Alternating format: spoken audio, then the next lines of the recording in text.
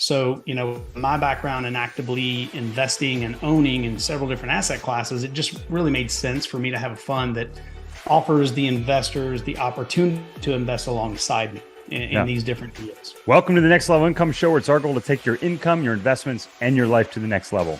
I'm your host, Chris Larsen. If you haven't yet, get a copy of our book for free at our website, nextlevelincome.com. That's www.nextlevelincome.com. Just click on the book link, and I'll even send you a copy if you put your address in. On today's show, we have Danny Bramer. Danny is a physician and serial entrepreneur. He's been a business owner and real estate investor for over 2 decades while gaining expertise in other asset classes. He's been a key principal on over $200 million worth of real estate and business transactions on the acquisition, operational, value add, and sell side. His strong attention to detail and ability to identify ROI opportunities in varied asset classes enables him to systematically produce financially successful entities. He completed his residency in anesthesiology at the University of Kentucky, as well as a postgraduate certificate in global health from the London School of Hygiene and Tropical Medicine. His passion in medicine led him to work alongside NGOs and Ministries of Health to improve surgical and healthcare delivery in developing countries through training and education. Dr. Bramer, welcome to the show. Thanks for having me, Chris. I really appreciate you having me on this podcast, and I really love the way that you continually give of your time and your talents to help all those in your investor circle. And I've definitely benefited from our relationship over the years and learned a ton from you. So much appreciated. Oh, well, thank you for saying that. And yeah, we were just reminiscing a little bit about the first time we met. And yeah, I was, talking about which, people that listen to the show know that my friend Caleb that was with me when we met, that was 4 years ago now, Danny, in October. Yeah. He passed away earlier this year, and we keep doing what we do, and a part of that is to honor everything that Caleb did to help get this started. So if you're listening, Caleb Wellborn was a big part of that, and people like Danny are the ones that make this show a reality. And I love your story, Danny. As I mentioned in the intro, you are a doctor, but you don't really do that anymore. So share a little bit about your story and your journey about where you are today and where you came from. Yeah, absolutely. So, going all the way back to the beginning, I'm the youngest of 7. So there was 9 of us growing up in a super small house, and my dad was a builder in the 70s. Interest rates were sky high, not at the best time to be in real estate.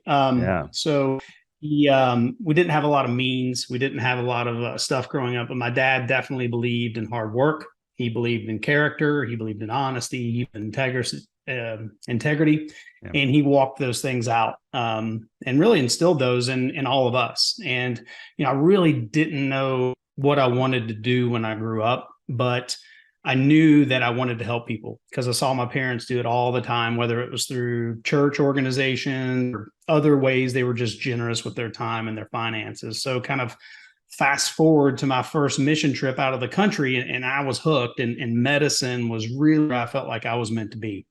And I went back to medical school a bit later in life, in my 30s. And actually my first taste of the possibilities of real estate was, I used single family rentals and flipping homes to help pay for my medical school. And then after residency, had an unbelievable job, lived in Alaska, quite literally one of the most beautiful places on the planet. If you haven't been, definitely go. I was a partner in my anesthesia practice, have 4 awesome kids, an amazing wife. Life was great. And then kind of what started as a floater in my left eye when I was balancing my checkbook quickly turned into something that was going to change the course of mine and my family's life pretty much forever. After tons of testing and many sleepless nights, we found that I had a progressive autoimmune condition. Thankfully, it was only going to affect my vision, but that was going to take away my ability to practice anesthesiology. Anesthesia is very procedural. So you need your vision. Yeah. And, I remember the day I had to call my partner and tell him, man, I'm not going to be able to win. I can't see well enough to do my job. And little did I know that was the last time I was ever going to practice clinical anesthesiology. It was a hard moment, a hard season for sure. Very tough to digest, kind of all the years of hard work and dedication, effort. I mean, I know you've been, perimedical. You understand when you go to medical school and residency, you don't do that alone. You do that with your family. So it's kind of a loss for all of us. While I was searching for a diagnosis. Still, we hadn't been diagnosed yet. I was also researching different career and business opportunities, right? I had to put food on the table. And I went to tons of conferences. There's non-clinical positions for physicians conferences out there.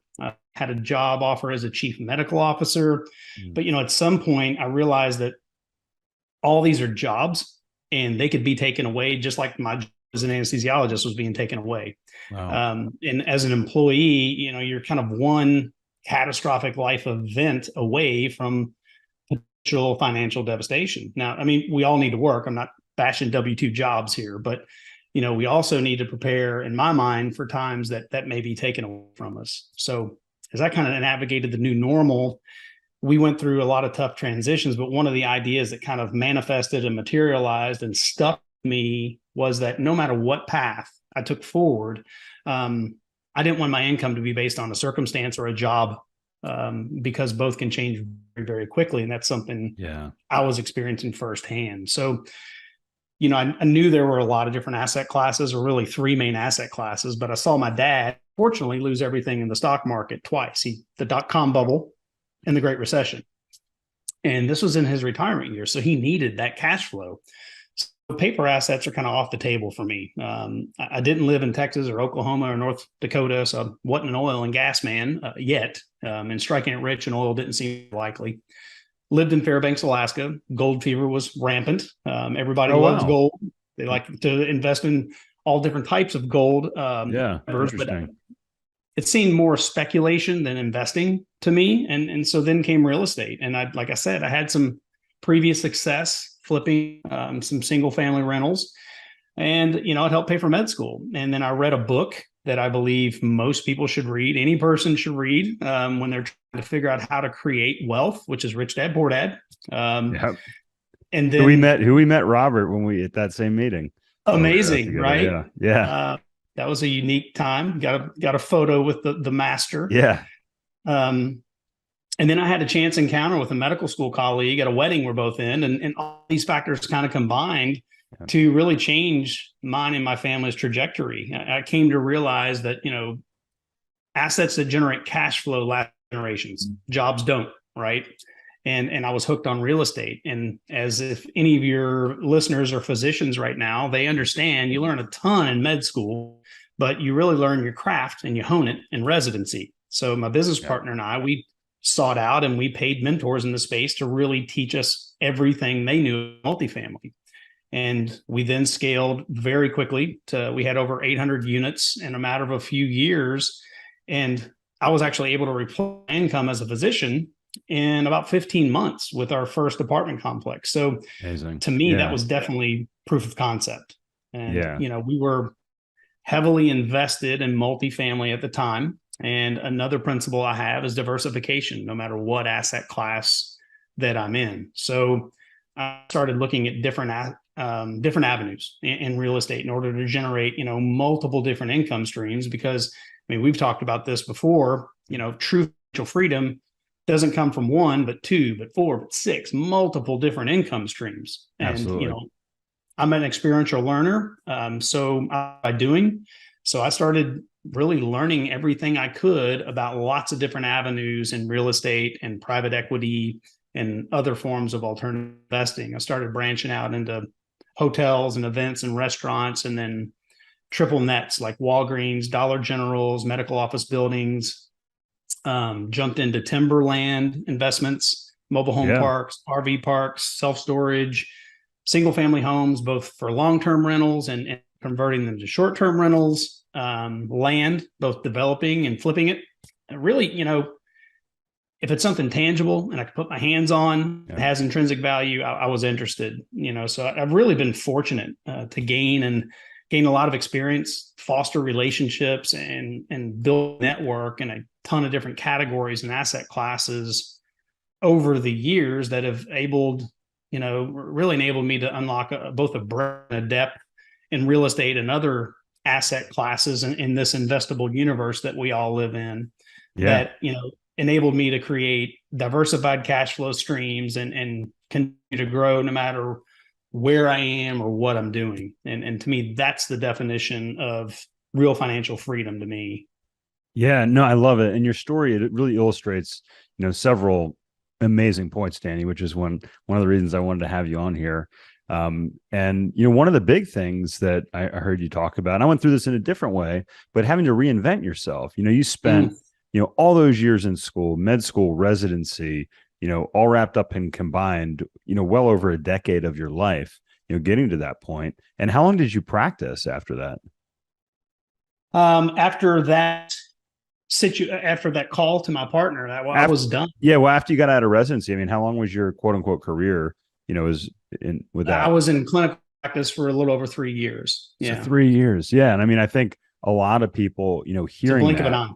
yeah, it's like, I mean, you didn't even get to practice as long as you really, studied and trained to do that. And the reason I bring that up is because you were very successful in transitioning, and you use that adversity that you faced and that perspective that you gained to improve your situation. Like you said, replacing the income that you made in less than a year and a half, in 15 months. So I think a lot of people that I work with, a lot of people that I've coached, they say, "Oh, Chris, I want to retire. I want to get to the point where I don't have to do what I'm doing." And one of the things that I face, I'd love any perspective you have here, is that when I got to that point, Danny, when I was walking away from my career, which was about 18 years, which was a multiple of what you did, it was so add that, add your training, your residency, and your practice together. It's similar timeline, right? It was really hard when your identity is wrapped up in that. So what are some of the things you went through I mean, you were kind of forced into it, but what are some of the things that really helped you, make that change and really, from a mental perspective? Yeah, I mean, well, first of all, like I mentioned, was my parents, right? I mean, they instilled a very strong work ethic in me, and then also is my faith. I realized that there was not a reason that I would be in this situation unless there was a greater purpose for it. And my wife and my family were unbelievably supportive. And, really going back to why I went into medicine in the first place, passion's helping others. So that's what I dove into. And I think real estate is a perfect platform for that, because it can be win, win, win across the board. Tenants win, bankers win, you win, your investors win, everybody wins, and helping other physicians and entrepreneurs who, and this point, when I've started this new venture, helping other physicians and entrepreneurs who may not necessarily have a life-changing event like I did, but, maybe feel stuck. Maybe they feel lost because they're in a current healthcare climate they don't understand anymore. Maybe they're burnt out. Maybe they, have to see more patients and make same or even less money. Or maybe you're an entrepreneur, and the business climate that you're in just doesn't give you the joy and fulfillment it used to. Or maybe you came to realize, like I did, life is short. Our next breath is not promised, and it could all be taken away. And life is simply too just to keep trading time for money. So really, I'd like to help all physicians, from pediatricians to surgeons, understand how to make money work for them, and not the other way around. I want my colleagues to be able to practice medicine because they love it, not because they have to do it. We've all heard, when we're at the end of this life, you've never heard someone say, "Man, I wish I had more money," right? It's always more time. We want more time back. More time, more experiences, more connections.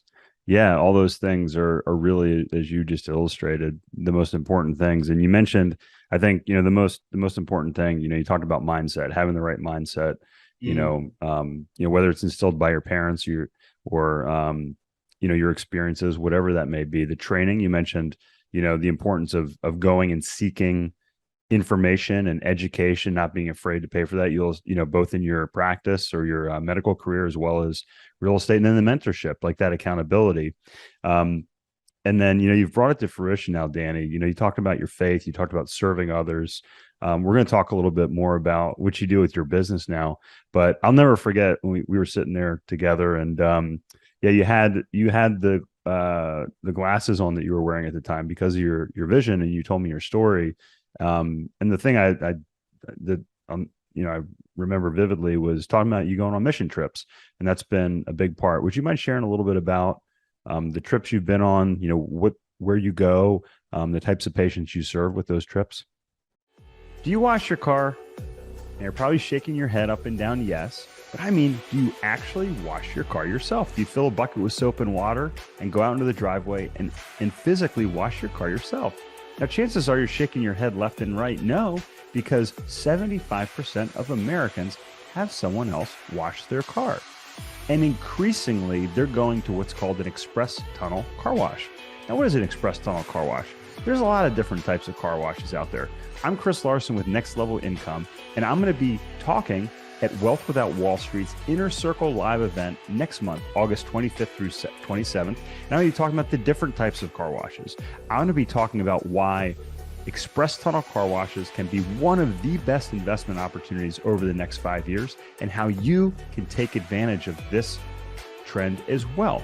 I'm going to talk about how to find the best locations to own and operate these. I'm going to talk about the keys to maximizing revenue as well as decreasing operating costs. And I'm going to talk about why, when you build a portfolio of these, you can massively increase the value of these locations. Private equity is excited to get into this space. I'm going to tell you why that is as well. So hope you can join me next month at Wealth Without Wall Street's Inner Circle live event and get a free copy of my book before you come. www.nextlevelincome.com. Just click on the book link and I'll send you a copy as well. Join me next month. Sure. Yeah. I mentioned earlier, I think I went to my first mission trip in Honduras back in the 90s. And man, I was absolutely just, I don't know, I was blown away by the poverty, the conditions they had to live in. And I knew I just couldn't sit back and do nothing about it. And it was truly the first time I had ever experienced anything like this. And, that experience in no small part prompted me to go back to medical school. Could be more effective in missions. And, during medical school, I was still active in missions. I served on a nonprofit, one of the founders of a medical dental mission, and really going on to participate in different mission organizations and trips throughout residency as well. And, when I started having those issues with my vision, I was concerned I'm not going to be as effective in missions as I'd hoped. But it turned out just the opposite was true. I was able to do things like get a postgraduate certificate in global health from the London School of Hygiene and Tropical Medicine that allowed me to work with ministers of health and people on the ground and build those relationships. Was able to help build an educational program in Myanmar that trains people up to about a physician assistant level. Oh, wow. Have been able to participate in amazing work in Africa, training anesthesia personnel, going to Nigeria and help a ministry that focuses on, like they call it, the 4 pillars of society, which is economic, healthcare, agriculture, and education. And, these aren't one-off endeavors, they're long-standing relationships. And we're building human capacity by training and working with rather than coming and doing for, if that makes sense. Oh, it makes perfect sense. What you were doing is you're literally creating a cascade of education, of learning, of impact through what you're doing. And I love the way you describe it, human capacity. That's awesome. Well, and the coolest thing is, like, literally kids just got home from serving in their own capacity on a mission trip from church. They just got home last night, like 1 o'clock in the morning. So I'm sure they're all crashed out still, but I'm humbled. I'm thankful. I'm unbelievably blessed in life. Like I said, I didn't grow up with a bunch of money, but Dad was adamant about serving others and just instilled that. And, one of the things I always tell my kids is, if you're in a funk or if you're in a bad mood, serve others, man. Being grateful and serving is one of the best antidotes I know for a bad attitude or a bad mood. And, I'm an unabashed Christ, and I take his teachings very, very seriously. And I love the way he lived his life. He lived his whole life in service to others. He spent a disproportionate amount of time and energy with those that most of the world had forgotten, right? Yeah. So there's a verse in Luke that always inspires me and challenges me daily. And it says, to whom much is given, much is required. So don't get me wrong. I don't serve out of an obligation, but literally out of a place of gratitude and grace that I get each and every day. I mean, I'm a flawed dude going to help other flawed humans and just kind of share why I have hope. So, we can serve with time, talents, or treasure. That's one of the reasons I don't know if you've been on my website, but if you've seen, at least 10% of our earnings at the Cashflow MD go towards missions and nonprofits, serving the forgotten all over the globe. So thanks for asking about that, Chris. It's something that obviously I'm passionate about. It's a big part of what I do. No, I love it. And look, I've experienced it as well. And when you said you made the specific word used was being grateful, right? And if you're in a place of being grateful, it's really hard to be upset. It's hard to be sad. And one way to be grateful is to be around others that don't have as much as you, and give and do that. So if you give, if you're grateful, it really helps to impact that. And it's a challenge. I know you have a wonderful family. As a father as well, you're like, well, how do you teach your children to appreciate all the things that we have in this country, and all that we're given?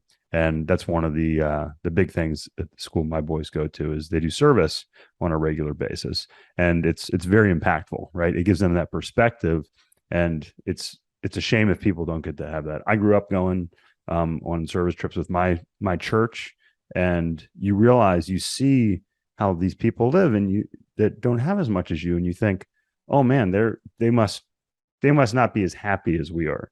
But what we found was the opposite was true. Exactly. And what they wanted to give back to those people that were helping them, it impacted me forever. So no, I appreciate you sharing that. And no, that's very well said. Yeah. I mean, I couldn't agree more. There's, we think that we are the ones that are going to help and serve them. Man, they teach us so much more about, living gratefully, living in community, how to support each other, and really how to lift each other up. They're everywhere I've gone. It's been truly amazing and different in their own special ways, for sure. Yeah. No, and it's kind of shifting gears, but really along the same vein, what you're doing today is also making a massive impact in people's lives. And you said something earlier, you're talking about being a win-win. It's a win when you can make money. Real estate can be a win for the people that are utilizing that real estate. It can be an economic win for the tax base, for instance. When you improve a building, it can be a win for investors.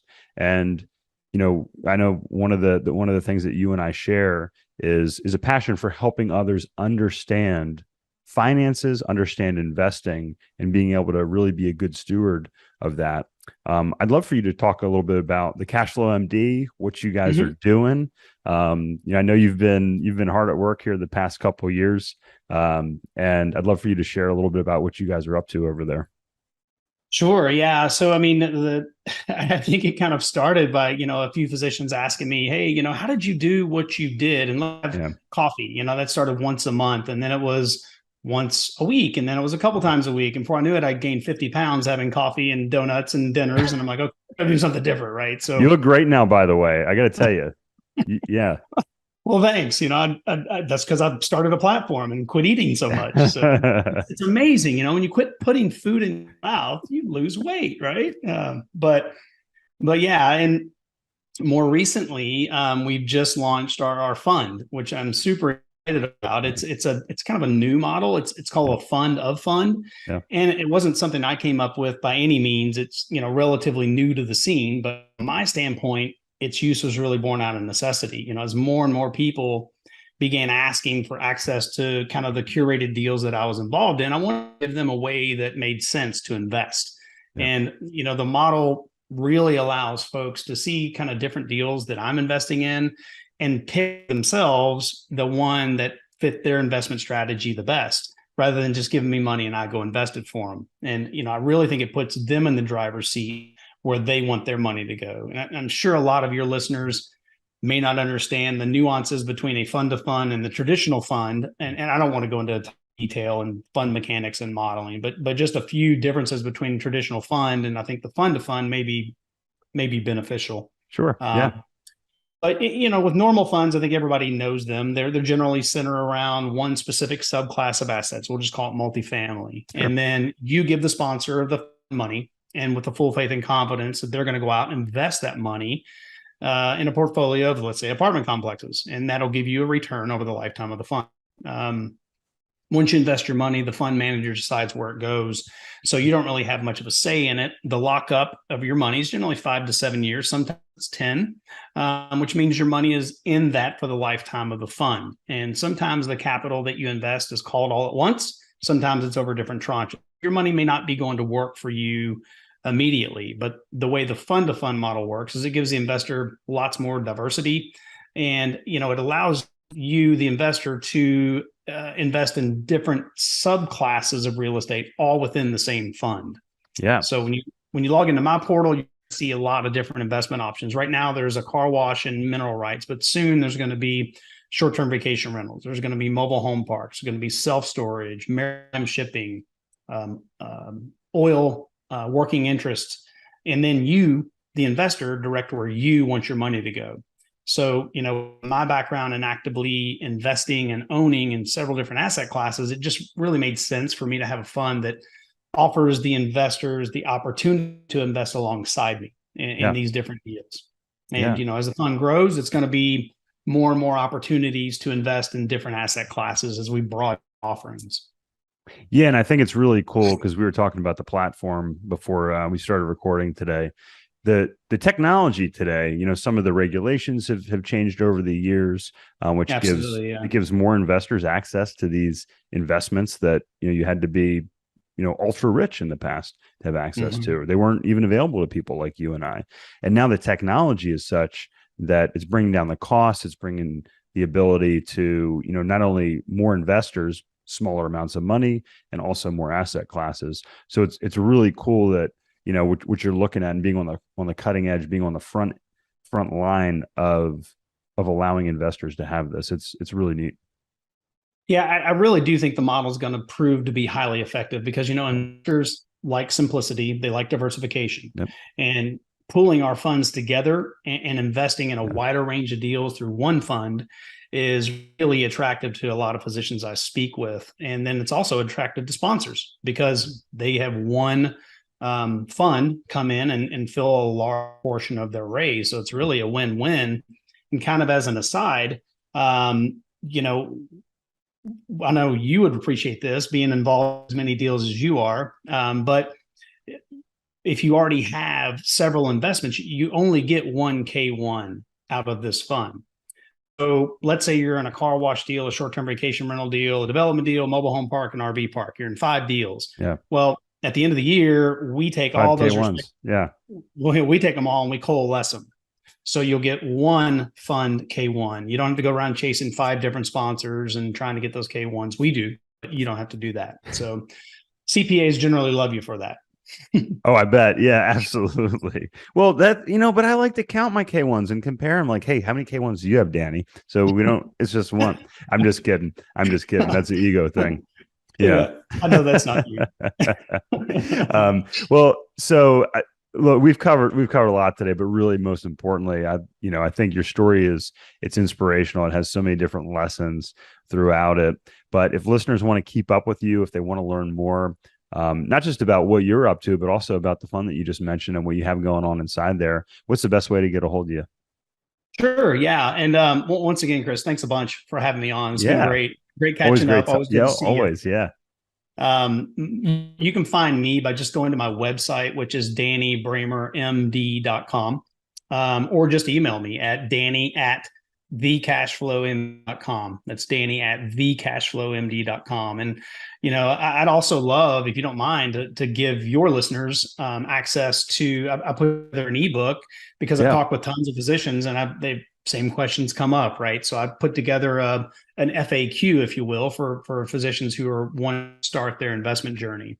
They can get that by going directly to thecashflowmd.com, and that'll take them right there, and they can download it from there.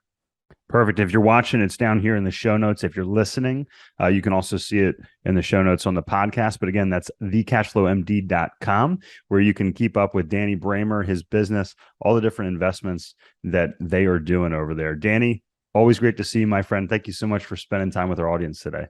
I appreciate it. Thanks, Chris. Hey, Chris here again. I hope you found this episode valuable. Now, I have one more thing to gift you. We have a page for my coaching clients where you can get a free copy of my book, as well as much more from previous guests on the show. Just check out nextlevelincome.com/coaching to get a free copy of my book, audiobook, and much more. I'll send you a copy of my book and cover all the shipping costs as a thank you for listening to the podcast. Also, please like, share, and take just 90 seconds to give us a rating on Apple Podcasts.